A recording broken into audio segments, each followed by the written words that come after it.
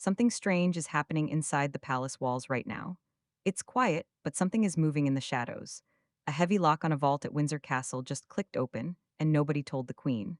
Princess Anne just went around Queen Camilla to get a very special treasure for young Princess Charlotte. This isn't a normal gift. It's a powerful move from inside the royal family. People in the palace are whispering about a big split. The Princess Royal just drew a clear line between the royal bloodline and the crown itself. A key turned in a vault without permission. A heavy steel door slowly opened deep in the basement of Windsor Castle. The calendar on the wall said May 14th. Sir Michael Stevens, who takes care of the royal money, held a leather book under his arm. He watched as Princess Anne reached into a drawer lined with velvet. She pulled out a small velvet box. Inside was a beautiful frame covered in diamonds. This special vault holds the private jewelry that belonged to the late Queen Elizabeth II. Getting to these items is very strict. Usually, the king and his wife, the queen consort, both have to sign papers before anything can leave the room. But on that Tuesday morning, the logbook only had two signatures. One was from King Charles, the other was from his sister, Princess Anne. Queen Camilla's name was not on the papers at all. Most people think that a group of senior palace workers decides how the late queen's things are given out. That is not what happened. The transfer happened while Camilla was away at an official event in Sussex. The Princess Royal didn't warn Camilla's staff. Instead, she had the velvet box delivered straight to Adelaide Cottage. That's where the Prince and Princess of Wales live. The package came with a handwritten note addressed to Princess Charlotte. By midday, the news reached Clarence House through a low-level office worker. The clerk found a missing entry in the computer system that tracks royal property. He noticed that a historic piece, which is officially a crown treasure, had been checked out under a long-term loan. The form said it was for Princess Charlotte to use when she turned 16. Camilla's office was incredibly angry. The queen consort had wanted that exact piece for a big state dinner with foreign leaders. She had her top lady-in-waiting file a formal complaint with the Lord Chamberlain's office. They demanded that the item be returned to the main vault right away. The big question is how Princess Anne managed to go around the Queen's power without causing a huge crisis. Anne used a special rule from Queen Elizabeth's private will. The late Queen had said her daughter would be the only person in charge of her personal jewelry. This gave Anne total legal power over who wears the family's private treasures. Anne used this legal rule to send a clear message to the palace leaders. She believes that important family heirlooms should stay strictly within the direct bloodline. The queen consort holds her position through marriage, not by birth. By getting the piece for Charlotte, Anne made sure that the most valuable symbols of the Windsor family stay with the next generation of born royals. The plan worked, but it created a sudden coldness between the two groups. Camilla canceled a planned event with Princess Anne at a horse show the next weekend. Her staff said there was a schedule problem, but palace insiders knew the truth. The queen refused to be photographed with the woman who had just publicly challenged her power. This tension leads us to a bigger question. A mysterious envelope showed up at Prince William's private office 2 days after the vault transfer. The envelope had no letter inside. It only had a black and white photo from 1973. It showed a young Princess Anne wearing the same diamond frame during her first solo royal tour. The photo came with a modern digital security keycard. This keycard didn't work on any of the regular locks at Kensington Palace or Windsor Castle. It was for a completely different secret place that the main royal security team didn't know about. The staff at Adelaide Cottage spent hours trying to figure out where the package came from. They first thought it was a security problem caused by a journalist, but the truth was much more planned. Princess Anne had sent the key card herself to start a secret training program for her grandniece. Anne wanted Charlotte to understand that having a royal title isn't just a privilege. It's a big responsibility that needs serious preparation. She chose to go around Camilla because she thought the Queen's team was too focused on modern public relations instead of traditional duty. Anne wanted Charlotte to be trained by the old guard. The secret lessons started the next Saturday at Gatcombe Park, Princess Anne's country home. Prince William drove his daughter there himself in a plain car to avoid the photographers at the main gates. Camilla was not on the guest list. The estate staff were told to record the visit under a fake maintenance code. During the lesson, Anne didn't teach Charlotte how to wave or smile for cameras. She sat her down at a big oak table covered in old maps and diplomatic papers. She explained the complicated network of charities and military groups that Charlotte would eventually lead. The young princess was eager to learn. She spent hours memorizing the family tree of European royal houses and practicing the exact rules for greeting foreign leaders. Anne watched her closely. She could see the same stubborn determination that she had when she was young. But the palace machine was already working to stop this new partnership. A senior courtier loyal to Queen Camilla found out about the secret schedule through a shared digital calendar used by royal security. He quickly told the queen about the training program happening behind her back. Camilla saw this as a direct attack on her role as the family leader. She confronted King Charles during a private dinner at Sandringham. She demanded that he step in and take away Anne's trustee power. The king was stuck. He had to choose between his loyalty to his wife and his deep respect for his sister's knowledge. The king's hesitation only made things worse. Princess Anne expected the pushback and took steps to protect her position. She met with top constitutional lawyers to make sure the jewelry transfer and the training program were completely legal. She was ready to fight a long legal battle if she had to. The conflict has split the royal family into two groups. One side supports Camilla's vision of a modern monarchy run by professional PR advisors. The other side agrees with Princess Anne's traditional approach. They care most about bloodline continuity and historical rules. Anne's main goal is now becoming clear to people inside the palace. She's building a protective shield around Princess Charlotte. She wants to make sure Charlotte doesn't suffer the same loneliness that other royal women have faced. By giving her both a historic treasure and a tough education, Anne is setting up the young princess as the future strength of the House of Windsor. A silent war over the family jewels. A heavy crystal glass clinked against a silver salt shaker on the dining table at Sandringham House. The event was a private family dinner on a rainy Friday in November. Queen Camilla leaned forward, pointing her fork at a velvet stand on a side table. On that stand was a three-strand pearl necklace with a shiny blue clasp. It used to belong to the Queen Mother. Camilla casually mentioned that she wanted to wear it to an upcoming meeting of Commonwealth leaders. She told a junior assistant to record the piece for her to use the next week. Princess Anne didn't look up from her plate. She cut her meat, chewed slowly, and said the necklace wasn't available. She added that it had already been put aside for a different private use. The room got very quiet. King Charles tried to change the subject to farm crops, but the problem was still right there. The royal jewelry collection is divided into two separate legal groups. There are the crown jewels, which belong to the state and are managed by the Royal Collection Trust. Then there are the private pieces inherited directly through the family. Princess Anne has the physical keys to the private inventory vaults. She is the executive of Queen Elizabeth's personal estate. Camilla's team thought that being queen consort gave her the first right to any piece in either collection. This belief was wrong. The private collection is entirely up to the bloodline trustees. The tension grew when Camilla's private secretary sent a formal memo to the vault keepers the next morning. The memo demanded a full list of every piece of jewelry held under Princess Anne's private trust. Camilla's office argued that the queen needed to see everything to plan her outfits for upcoming state visits. The vault keepers refused.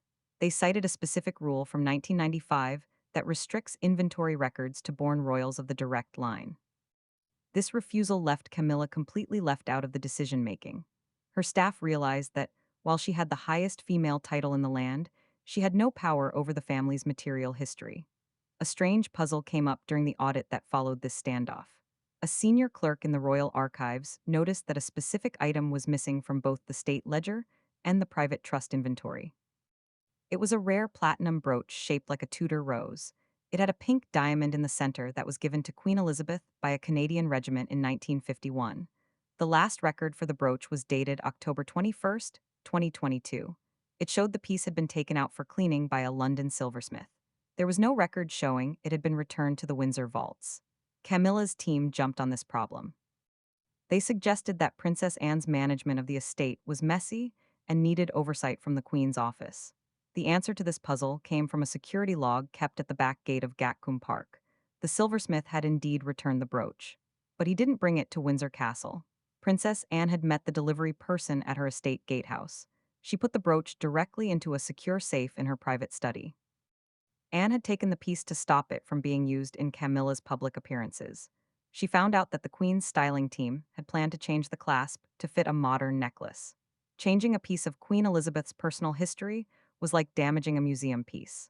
She hid the brooch in plain sight to keep its original beauty for Princess Charlotte.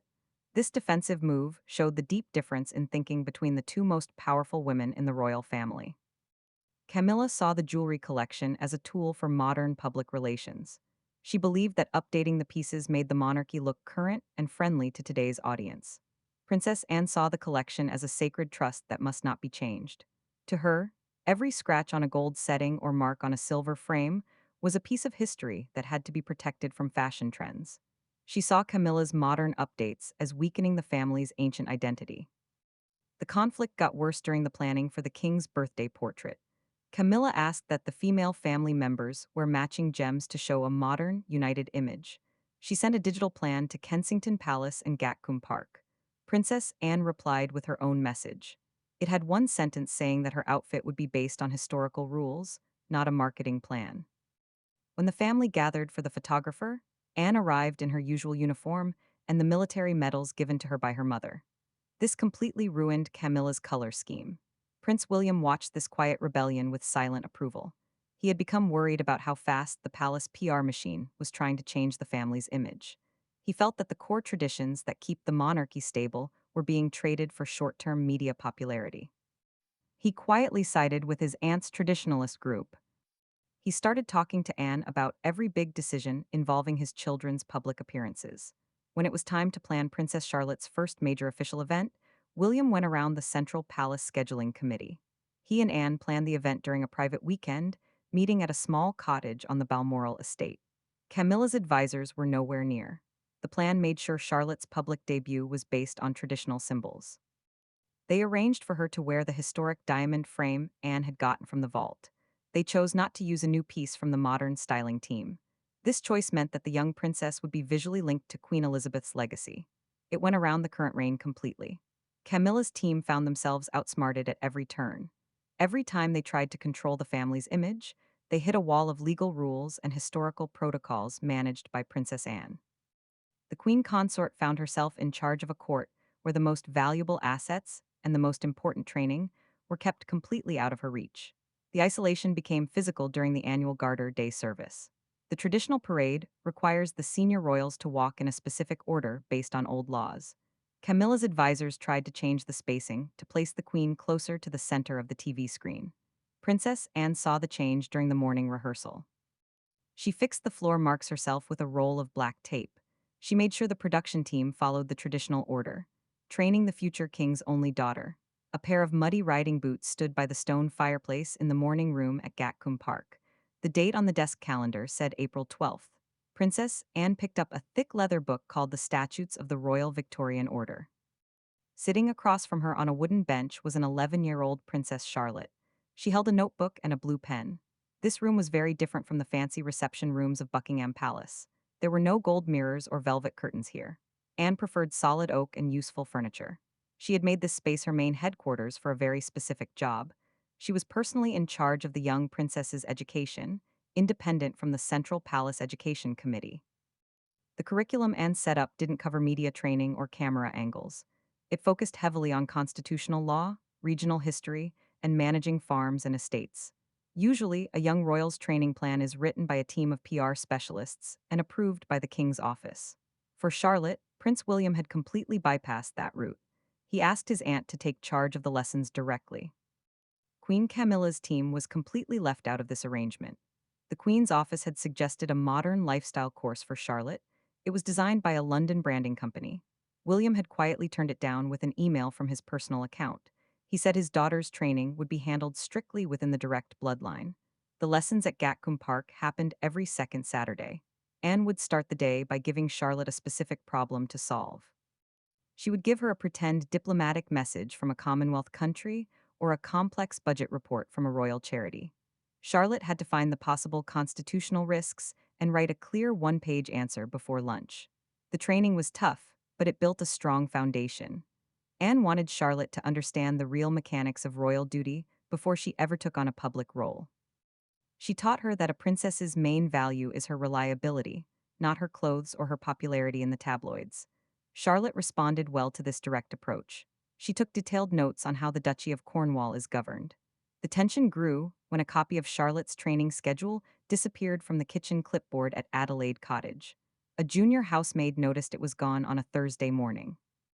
Within 24 hours, a changed version of the document showed up on the main scheduling system at Clarence House. It was covered in red ink notes from Camilla's private secretary. The new entry tried to add 3 of Camilla's senior advisors to the Gatcombe Park sessions. The note said the Queen's team should oversee wardrobe choices and press photos for the training days. This move was meant to bring the private lessons back under the control of the palace marketing machine. A mystery came up about how the schedule had leaked from the private quarters of Adelaide Cottage. The house had a high-tech security system, and the staff was a small group of long-serving employees. Prince William ordered a full review of internal communications to find the source. The tech team found that the leak didn't come from a hacked email or server. The schedule had been copied manually. Security officer at the outer fence had used his personal phone to take a picture of the clipboard through the back kitchen window. The answer to this mystery showed the complex loyalties inside the modern palace. The officer hadn't sold the photo to a newspaper. He had sent it directly to the head of royal security at Buckingham Palace. The security chief, who reports to the king and queen, felt that any unapproved travel by Princess Charlotte was a risk that had to be recorded in the central calendar. Princess Anne handled the security breach with typical efficiency. She didn't ask for the officer to be fired. Instead, she had him moved to a remote radar post on the north coast of Scotland. She then replaced the digital security staff at Gatcombe Park with retired Navy personnel. These people had no connection to the modern London communication networks. The next Saturday session went on without any more problems. Anne moved the classroom from the morning room down into the estate's secure basement archive. They sat at a metal table, surrounded by steel shelves full of old family diaries and legal papers. Anne pulled a small, tarnished brass key from her pocket and opened a green tin box. Inside was the original diary of Princess Mary. She was the aunt of Queen Elizabeth and served as Princess Royal in the early 1900s. Anne gave the book to Charlotte and told her to read the entry from May 12, 1937. That was the day of King George VI's coronation. The entry described the physical and mental demands placed on a king's sibling during a time of big change. Princess Mary had written a lot about the need to be a steady, unshakable support for her brother. She had to do this away from the influence of politicians and ambitious courtiers. The lesson was clear. Anne was showing Charlotte a historical guide for her future role. She wanted her to see that her main duty would be to support her brother, Prince George, when he becomes king. She was teaching her how to succeed as the spare by making her position a powerful administrative role that modern handlers couldn't control. This deep historical grounding was very different from the modern image Camilla's office was promoting. The Queen's team had recently started digital projects to make the younger royals seem more friendly on social media. They wanted Charlotte to do short video interviews about her hobbies and school subjects.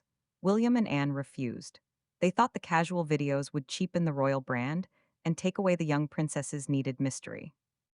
Anne sent a formal letter to the palace digital board saying that a future princess royal would not be used as content for an online algorithm. The rejection left Camilla alone on the family's long-term media strategy. The old guard courtiers and rich landowners strongly supported Anne's traditional approach. They saw the Gatcombe Park lessons as a way to preserve the core values that had helped the monarchy survive the tough decades of the last century. As the afternoon lesson ended, Anne had Charlotte practice the exact layout for an official royal report. The young princess typed the practice document on an old mechanical typewriter. Anne refused to replace it with a computer. The sound of the keys hitting the paper echoed through the quiet archive room. It marked the steady progress of a new traditionalist elite, the unveiling that triggered a palace crisis. A shiny digital photo appeared on a tablet screen in the Queen's private dressing room at Buckingham Palace. The date was October 24, 2024. Queen Camilla's chief stylist held the device out, pointing to a record from the Royal Collection's digital registry. The image showed the Cartier Halo tiara. It had been cleaned, restored, and given to a new private storage locker under a long-term loan agreement. This headpiece has huge historical importance. It has 739 brilliant cut diamonds and 149 baguette diamonds. King George VI originally bought it for his wife in 1936. Queen Elizabeth II later lent it to the Duchess of Cambridge for her wedding day in 2011. Most people thought the historic piece was safely stored in the main London vaults. It was waiting for a big state event. The digital registry record destroyed that belief. The log showed the piece had been legally moved 48 hours earlier. The authorizing signature on the digital document was only Princess Anne's. She acted under her legal authority as head trustee of the family's private bridal heirlooms. The form clearly said the item was for Princess Charlotte's future use. The discovery caused instant panic in Camilla's inner circle. The Queen had recently requested that exact tiara for a diplomatic reception with European leaders. Her styling team had already ordered a custom velvet gown to match the tiara's diamond pattern. Princess Anne's move completely ruined those wardrobe plans. Camilla asked for an emergency meeting with King Charles. The meeting was in the king's private study on the first floor of the palace. The room was full of official red boxes and building plans for the royal homes. Camilla demanded that the king use his power to overrule his sister and return the tiara to the London inventory. The king was in a tough spot. He called his private secretary to look at the original rules for the family's private heirlooms. The legal truth was solid. Princess Anne's role as head trustee was based on a legal document that even the king couldn't change without a long court fight. A strange puzzle came up when the private secretary reviewed the transfer papers in the basement registry. He noticed that the case holding the tiara hadn't been moved by the usual royal courier. The security log showed that a plain, unmarked armored vehicle from a private security company had picked it up from Windsor Castle at 4 a.m. on a Thursday. The name of the private security company didn't match any of the standard contractors used by the police or the palace security team. Camilla's advisors suggested the piece had been taken illegally. They hinted that Princess Anne had broken security rules by using an unauthorized company to move crown property. The answer to this puzzle was in a dusty file cabinet at the Gatcombe Park office. The private security company was actually a shipping company owned by the Duchy of Lancaster. Princess Anne had used this company because its rules let it move private royal property across the country without reporting the route to the London police. Anne had planned the early morning move so Camilla's London advisors couldn't stop the package or file an emergency order before the tiara reached its destination. The headpiece was already safely locked in a secure vault at Adelaide Cottage before the Queen's styling team even woke up. Anne had used the palace's own legal structures to outsmart the Queen's office. The tension became public during the rehearsal for the diplomatic reception the next week. King Charles and Queen Camilla arrived at the grand ballroom to check the seating and lighting. Princess Anne arrived 30 minutes later with a plain folder of guest rules. When Camilla asked her directly why the tiara had been moved, Anne didn't hesitate. She said clearly that the piece was a bloodline heirloom for the daughters of the realm, not the wives. She said the decision was final, and the loan papers were already registered with the High Court. The king tried to find a middle ground. He suggested the tiara stay in the main vault until Charlotte turned 18. Prince William, who was at the rehearsal through a video link from his office, stepped in. He said his household fully supported Princess Anne's management of the heirlooms. He would not agree to change the loan terms. This united front left Queen Camilla completely alone in the family's executive committee. Her advisors realized the power balance had quietly shifted. It had moved away from the ruling couple toward the next generation of born royals. The traditionalist group, led by Princess Anne and backed by Prince William, had drawn a clear line around the family's material heritage. The long-term effects of this crisis are already changing the internal dynamics of the court. By getting the Cartier tiara for Charlotte, Anne has made sure the young princess will have full independent access to the family's most important symbols of power when she starts her public duties.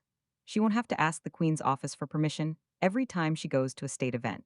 As the rehearsal ended, the palace staff started packing away the silver centerpieces and velvet table runners. Queen Camilla left the ballroom through a side exit with only her private secretary. Princess Anne and King Charles stayed behind to talk about the winter estate budgets on the mansion's west terrace. This was a clear visual picture of the deep divisions now defining the modern court. A court divided against the Queen. A crisp white invitation with a gold royal crest sat face down on a silver tray in the staff office at Clarence House. The date on the card was January 12th, 2026. A junior secretary used a black fountain pen to cross out 3 names from the master guest list for the upcoming winter reception. Those names were senior members of Princess Anne's equestrian charity group. This change was part of a bigger, quiet reorganization. Usually, the guest lists for big seasonal receptions are put together by a joint committee from all the major royal households. This card showed a clear shift. Queen Camilla's office had taken control of the invitations for this event. They were systematically leaving out people who had publicly praised Princess Anne's traditionalist stance in recent months. The public knew nothing of this quiet sorting. The media kept reporting on the usual charity events and diplomatic dinners. Behind the heavy oak doors, the staff felt a clear change. The central administration was splitting along institutional lines. The old guard courtiers who had served Queen Elizabeth were quietly joining the Princess Royal's team. The tension became real when the Lord Lieutenant of Hampshire got two different sets of instructions for a regional hospital opening. The first memo, from the Queen's private secretary, said Camilla would cut the ribbon and host the lunch. The second memo, sent by internal courier from Gatcombe Park, said Princess Anne had been the patron for that hospital wing for 3 years. The Lord Lieutenant was trapped in a bureaucratic nightmare. If he favored the Queen consort, he would offend the hardest working member of the bloodline. If he favored Princess Anne, it would look like a direct insult to the king's wife. He delayed his answer for a full week. Both royal offices were left without a confirmed plan for the regional visit. A strange puzzle came up during this administrative standstill. The Central Palace Payroll Department noticed an unexplained budget transfer from the Privy Purse to a private law firm in Mayfair.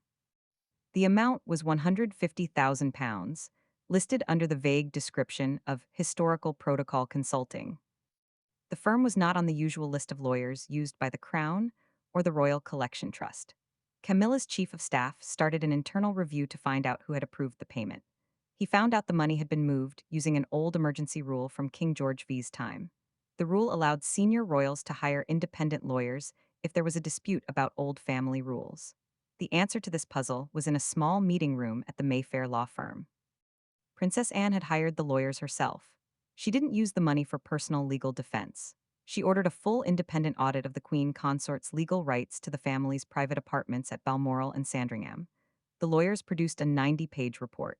It confirmed that while Camilla was queen, her right to change the interiors or permanent inventory of the private estates was strictly limited. The ancestral properties were governed by a bloodline trust. It needed all the king's siblings to agree before any changes could be made. Anne used this legal document to block Camilla's plans to modernize the historic library at Sandringham. This legal move effectively kept Camilla out of the traditional family sanctuaries. The Queen found herself ruling over a court where her authority stopped at the doorstep of the family's private history. Every time she tried to put a new policy in place, she faced a wall of old rules and legal blocks created by Princess Anne's team. The isolation got worse during the planning for the annual Royal Maundy service. This old ceremony involves giving symbolic silver coins to local pensioners. Camilla's office suggested moving the event from a traditional cathedral to a modern community center in East London. They said it would boost the family's social media numbers. Princess Anne stepped in. She sent a direct memo to the Archbishop of Canterbury. She reminded the church leaders that the location of the Maundy service was governed by church laws that couldn't be changed by a PR team. The Archbishop sided with the Princess Royal. The service stayed at its traditional cathedral location. Camilla's PR advisors were completely out of the loop. Prince William watched these events from his office at Kensington Palace.